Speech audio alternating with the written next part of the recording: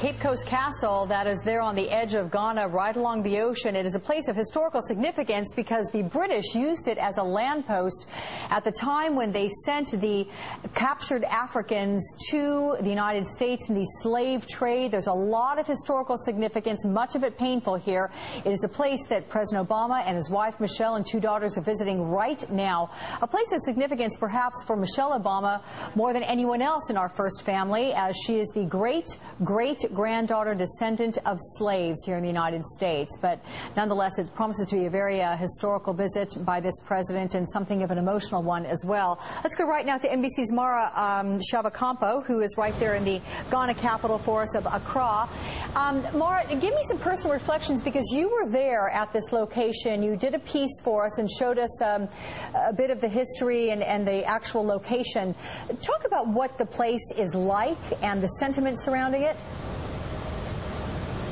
Absolutely. I was there earlier in the week, and I actually had the same tour guide that the Obamas have now. So just to tell you a little bit about what that tour was like, as you mentioned, this was a trading post, and they traded a lot of things there: gold, tobacco, ivory, and tragically human beings as well in the as part of the transatlantic slave trade. Now, what they're going to be seeing here at this fortress is essentially their dungeons, and there's no other way to describe it. The male dungeon, which is really the most heart-wrenching, at least it was for me, is several feet underground, and it is completely dark. It is a dark, dank hole, and up to 1,000 men were placed there at a time. They stayed there for months at a time, sleeping there, eating there, using the restroom there. They were never let out. They were never bathed. They never got any exercise. Just a real tragic moment in history.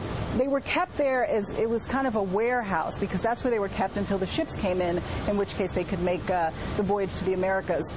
Now, this castle, as well as all of them that are along the west coast of Africa, they all have what's known as the door of no return. This is the door through which these slaves passed through before they were loaded onto ships to the Americas, and they never saw their home or their families again. So it's really a very somber place. It makes history very real. It just puts it right there in front of you, and it does, in some cases, have extra significance for African Americans, because we know for certain that our ancestors came from one of these forts, if we know that we have a slave history, as Michelle Obama does. And so it carries a significance in that regard. It's also very significant for the world to see the first African-American president returning to a place of such tragedy in African-American history. The point should be made that President Obama, to the best of our knowledge, he was not descendant at all from African slaves. His family hails from Kenya. So this is something that Michelle Obama, as I said earlier, may have particular, just something to be very poignant for her to be there at that location. Talk about how it plays into the community there and the culture. Is this a place that is reviled or revered? Is it respected? I mean, what is it? Or is it just a place of historical significance for those in Ghana?